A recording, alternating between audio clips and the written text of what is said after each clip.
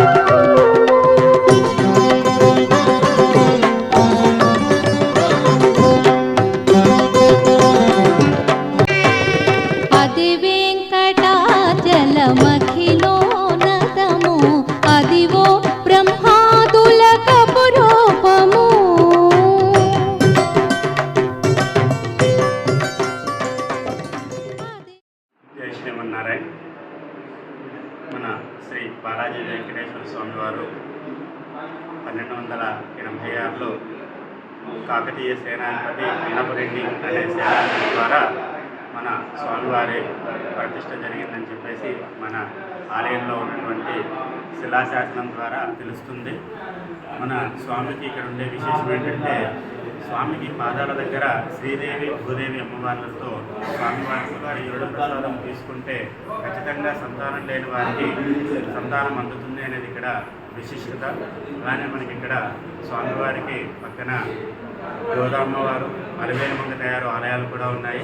మన స్వామివారితో పాటుగా ఆంజనేయ స్వామి కూడా కాకతీయుల కాలంలోనే ప్రతిష్ట జరిగిందని చెప్పి తెలుస్తుంది. ఈ శిలాశాసనం ద్వారా మనకి ఏదైనా గ్రహ బాధలు కానీ ఇలాంటి దోషాలు ఏదైనా ఉంటే కూడా ఆంజనేయ స్వామికి పూజా కార్యక్రమాలు కానీ ప్రదక్షిణాలు చేసుకుంటే ఆ దోషాలన్నీ తొలగిపోతాయని చెప్పేసి ఇక్కడ స్వామివారి శ్రీ గోదాదేవి అమ్మవారి ఆలయం ఇప్పుడు మనం చూస్తున్నాం. తర్వాత అలివేలు మంగతాయారు అమ్మవారి ఆలయము స్వామివారికి ఇరువైపులా ఉన్నది. ఆంజనేయ స్వామివారు రాజగోపురంకి పక్కనగా ఈ స్వామివారి ఇక్కడ ప్రతిష్ఠించడం జరిగింది. ఇప్పుడు మన శిలాశాసనం, కాకతీయుల శిలాశాసనం ఇది. ఈ శిలాశాసనం ద్వారా దేవాలయము నిర్మాణం తెలుస్తుంది. ఆ విశిష్టమైనటువంటి ఆ అద్భుతమైన శిలాకల్ప నైపుణ్యం చాలా బాగుంది. 4 వైపులా కూడా రాజగోపురాలు ఉన్నటువంటి 4 వైపులా మాడవీధులు ఉన్నటువంటి దేవాలయము శ్రీ బాలాజీ వెంకటేశ్వర స్వామి వారి దేవాలయం అన్నప్రెడ్డిపల్లి. భద్రాద్రి కొత్తగూడెం జిల్లా అన్నప్రెడ్డిపల్లి గ్రామం, అన్నప్రెడ్డిపల్లి మండలంలో వేంచేసి ఉన్న శ్రీ బాలాజీ వెంకటేశ్వర స్వామి దేవస్థానం చాలా పురాతనమైనటువంటి దేవాలయం. ఈ దేవాలయంను ఉదయం 5:30 గంటలకు సుప్రభాత సేవ, 6 గంటలకు నిత్యార్చన, 8 గంటలకు బాలభోగము, మధ్యాహ్నం 11:30 గంటలకు స్వామివారి మహానివేదన. ప్రతి శనివారం స్వామివారి కళ్యాణం జరుగుతుంది. ఆ కళ్యాణం రోజున వచ్చేటువంటి భక్తులందరికీ కూడా అన్నప్రసాదాన్ని కూడా ఇవ్వబడుతుంది. ఇక్కడ పూజలు చేయించుకునేటువంటి భక్తులు ముందుగా ఈ శనివారం కళ్యాణంలో కూర్చోటానికి కానీ, మరి శ్రవణ నక్షత్రంలో జరిగేటువంటి సుదర్శన హోమానికి కానీ భక్తులు ముందుగా బుక్ చేసినట్టయితే వారికి ప్రత్యేకంగా ఇక్కడ ఆ ఏర్పాటు చేయటం జరుగుతుంది. వీళ్ళు వస్తే వసతులను కూడా ఇక్కడ సత్రాలు ఉన్నాయి.